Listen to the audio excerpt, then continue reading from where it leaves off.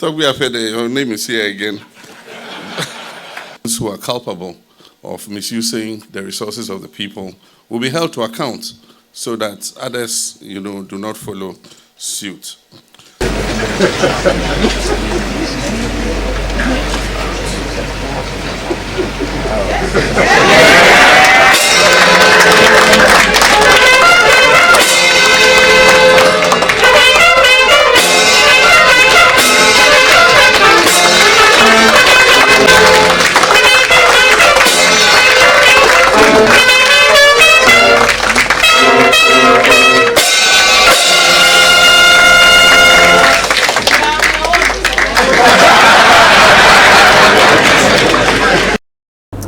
This is Nana Kwabna Lovely Williams. Keep watching Morris TV.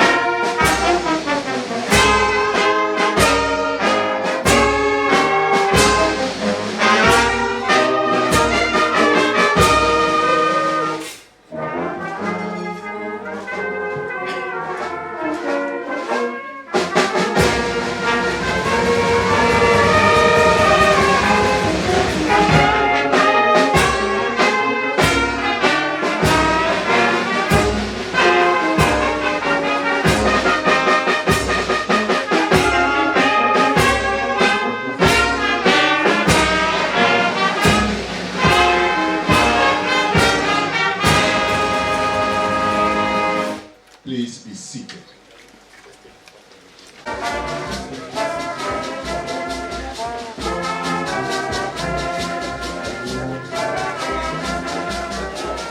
The Public Service Commission for continuing to organize it. It gives us the opportunity to meet and network and see how we can improve the efficiency of the public service, and also to usher in new persons who have come into offices and delineate what their roles are and how they should perform their duties for the smooth running of the public services of Ghana.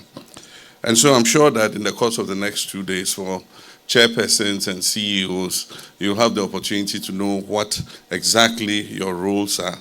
I remember the case of a chairperson who was appointed, and after he was inaugurated, the next day he appeared at the establishment and asked, "Where is my office?" Of course, you don't have an office there. But, his understanding was that, he had got a job and he was executive chairman. You're not executive chairman. And so you're supposed to do policy, regulate, support the management of the organization to achieve its objectives. And so I told the committee that was appointing the boards and things, and I said, as far as possible, make sure you don't send somebody to the same place where he was. In England, they have what they call the busman's holiday. When a driver of a bus goes on retirement, he has nothing else to do, so he goes back to where he used to work and go and sit there the whole day and converse with the drivers and remember how he used to drive. When you send somebody like that back to his own establishment, he thinks that he's come back as a chief executive, and often is a recipe for conflict. But also, if the person has worked in that field, then it means that he's got all the expertise to be able to guide the organization. So it is a very fine line, and I believe that in the discussions you're going to have, a lot of light will be shed on what everybody's roles are so that we have a public service that is operating properly. From the monitoring we've had, so far, we're at about 26 or 27% in terms of affirmative action, gender. And the affirmative action is no longer a bill, it is a law. It is an act of parliament, and so we're supposed to comply. And it says that by 2026, we should be at 30%. And by 2028, we should be at 35%. And by 2030, we should be at 50%. So it means that we do have a shortfall. And I remember when the boards were being constituted. The president has power of appointment for some of the board members, but a lot of the governing boards have institutional representation. And for God's sake, don't you have women in your institutions? Every institution, you ask them to send the names for inclusion in the governing board, and every single one is a man. And I mean, you just find it difficult. I was very embarrassed when we were inaugurating some of the boards, and they were all male boards. It's not acceptable. And so one of the outcomes of this event must be that we must have a system by which we can monitor and make sure that our governing boards are gender balanced. I mean, just looking at this room alone, I mean, the testosterone in this room is it's overwhelming. And so let's take a look at that and make sure that we're able to achieve the objectives of our affirmative action bill. One of the things that happened in the world was Africa was passed by the various industrial revolutions.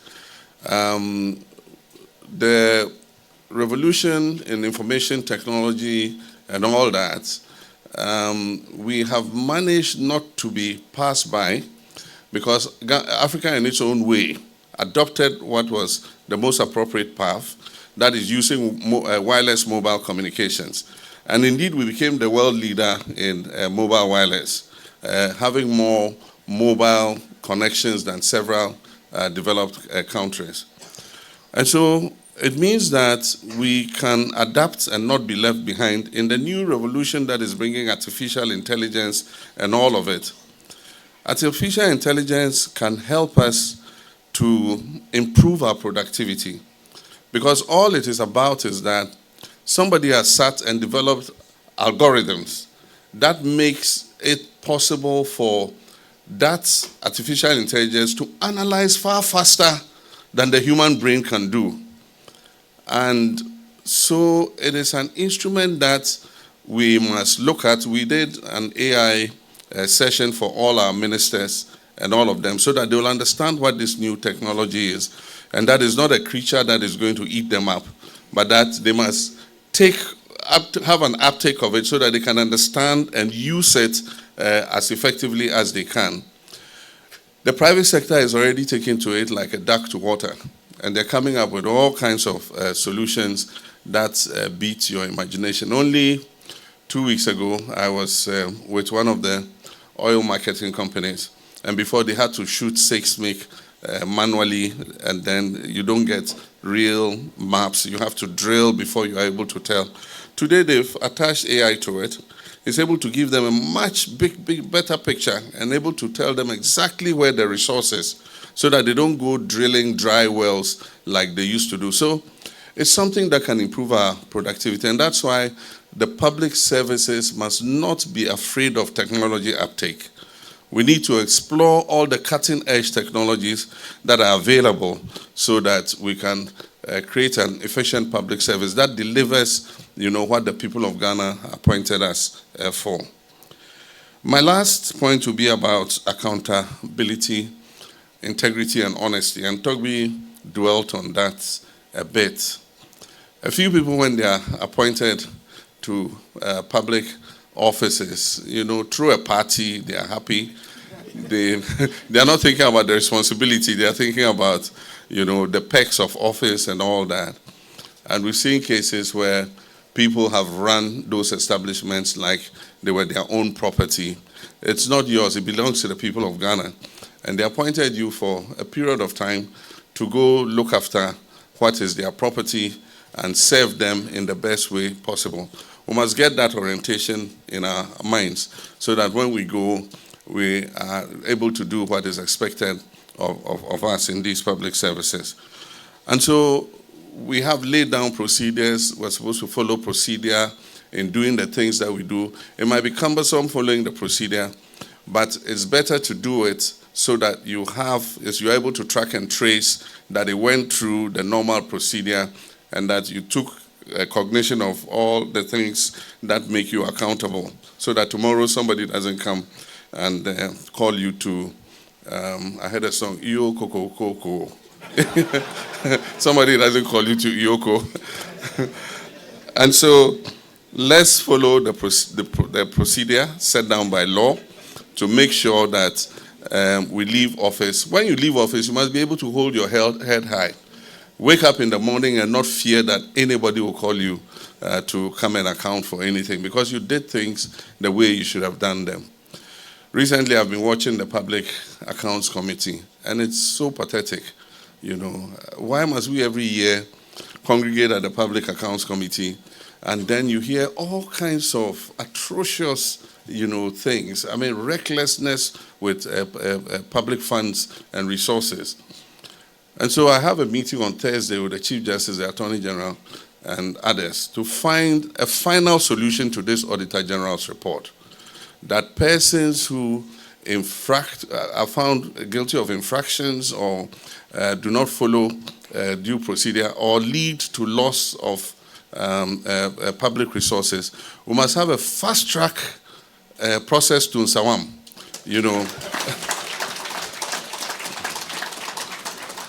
Fast track before you see you in Nsawam, 6 months. Until we do that, until there's a deterrent, we're going to come every year and they say total misappropriation and infractions of found out by the Auditor General is about 15 billion cedis. I mean, if we save 15 billion cedis, can you imagine what it could do? And so we're going to have a meeting, we're going to brainstorm. We've not fully implemented the constitutional provision. There's a part of the provision that says after the Public Accounts Committee has sat on the Auditor General's report, Parliament must set up a committee. What we don't know is whether it should be a parliamentary committee or it's a committee not necessarily made of parliamentarians to implement the findings of the Auditor General. Right now what we use is the the ARICs. Every department is supposed to set up an ARIC. But once they've come from the Public Accounts Committee, virtually nobody follows up on what's the recommendations that were given. And so the Audit Reports Implementation Committees are not working. And so we must find a way where we are able to create a deterrent until people know that you can be held responsible for these things that you do. I did so first as Vice President in 2011. And then again, during my first, it says administration, but let me say my first incarnation as President, in 2015, I had the opportunity to address this August Assembly. And now in 2025, as President of the Republic, in our second phase of national transformation, I have the honor again to stand before you. Every time I stand before this esteemed assembly, I'm reminded that the public service is the heartbeat of our governance and our administration. It is the institutional engine that breathes life into the policies that we make as government, the bridge between government and the people, and the vessel through which our national aspirations are realized. The theme of this year's conference, Strengthening Public Sector Leadership and Governance to Enhance Service Delivery, resonates deeply with my vision of resetting our dear nation, Ghana. This is a vision that is rooted in restoring efficiency, integrity, and professionalism across all sectors of our national life. When I speak of a reset, it's not mere sloganeering. It's a solemn call to action. It's about restoring the fundamentals of governance, rebuilding public trust, and readjusting our institutions to serve our citizens with fairness, transparency, and a sense of purpose. Development cannot be attained solely through political will. It requires a capable, ethical, and empowered civil service that can implement government policy with accuracy, innovation, and responsibility. One of the persistent challenges in Ghana's public administration is a lack of a centralized, integrated personnel database. This system thoroughly records recruitments, promotions, remunerations, and retirement processes across the public service. And I mean, you can't understand why in the 21st century, government does not have a proper database of people that it employs. And so nurses and teachers have to sit for God knows how many months unpaid, until some slow bureaucratic process goes from the district to the region, from the region to the headquarters, to Ministry of Finance, to Auditor General. Please, we need an HRMIS as soon as possible. This fragmentation has caused inefficiencies, data inconsistencies, and reduced oversight. It's also part of the reason why ghosts, come out of their graves and come and take money from our Accountant General's department. So to resolve this, I'm instructing all public service institutions, whether subvented or not subvented, to be fully integrated into the Human Resource Management Information System. This integration will establish the HRMIS as the single authoritative source of personnel data, ensuring accountability, transparency, and efficiency in human resource management across our entire public sector. In 2015, the Public Service Commission, in collaboration with the Fair Wages and Salaries Commission and the Central Management Agencies, introduced the Performance Management System, the PMS, to enhance accountability and deliver better services. Although this system represented a vital reform, its implementation has encountered ongoing challenges, especially the weak link between productivity and reward. All over the world today, reward is associated with performance. But here we have something we call across board. Across board. So the lazy one gets, the hardworking one gets the same. And what it does is it deters the hardworking ones from giving off more than they can. And so if we can put a performance management system in place, it should help us to overcome this weakness. I remember when I was minister, we had the first attempt, one of the multilateral institutions made a first attempt in collaboration with government to do a pilot to put in a clocking system. And I won't mention the ministry. We selected one ministry to start. There was almost a strike because it was linked to the Accountant General. So when you came, you had to put your biometric and clock in, and then it will register that you came at this time. When you close, you clock out. And then at the end of the month, it will publish how long you were at work behind your desk and all that. There was almost a strike. We had to back down. But in the 21st century, why didn't you come to work? Now who says Nsyoto? And yet we go abroad and it can be snowing, a thunderstorm will appear at work. We need to develop the same attitudes and culture here. They say, why didn't you come to work? Oh, my mother's sister's auntie's daughter died, so we had to go for a funeral or an outdooring or something.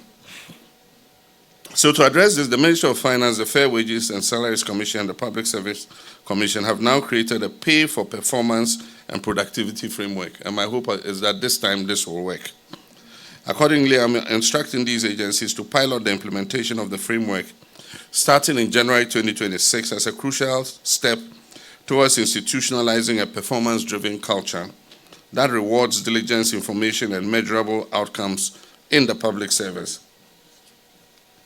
Ladies and gentlemen, we cannot discuss leadership transformation without addressing gender inclusion. This is what I was talking about. Women currently hold about 27% of leadership roles in Ghana's public service. This is a modest improvement, but one that highlights the need for further progress. Today, however, we find ourselves at a historic turning point. For the first time in our nation's history, Ghana has a female vice president, Professor Nana Jane Opoku-Agyeman, a woman of intellect, character, and unwavering dedication to public service. Her elevation is therefore more than just symbolic. It serves as a powerful statement of belief in women's ability to lead at the highest levels of governance. And it also extends an invitation to every institution present here to further the cause of gender equality. Therefore, in accordance with the Affirmative Action Gender Equity Act 2024, Act 1121, I'm instructing all boards and council chairpersons and chief executives to ensure that the objectives of the Act are achieved within the specified dates and benchmarks outlined in the Act. And I mentioned that to you already, 30% by 2026, and 35% by 2028, and 50% by 2030. By then I'll be retired and be on my farm. And so you guys who continue can make sure that you achieve those targets. Toby Chairman, the 24-hour economy program is a cornerstone of my administration's transformation agenda. It represents a bold and pragmatic shift from a raw materials-based economy to a productive, value-added, and globally competitive nation.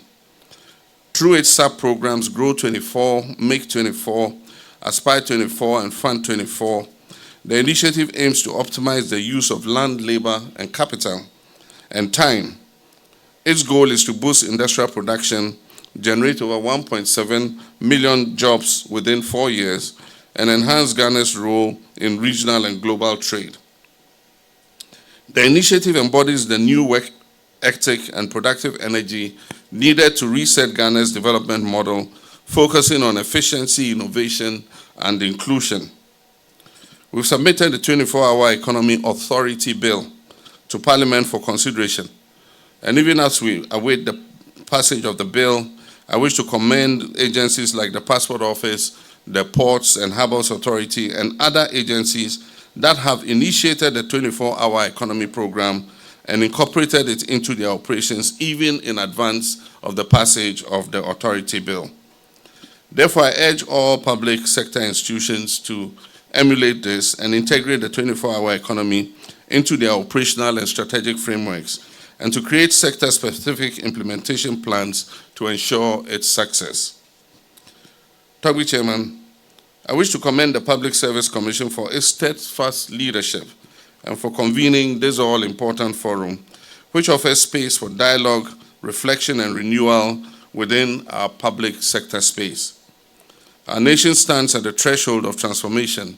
The responsibility to make that transformation real lies not only with government, but with each of you, the leaders who drive the machinery of state.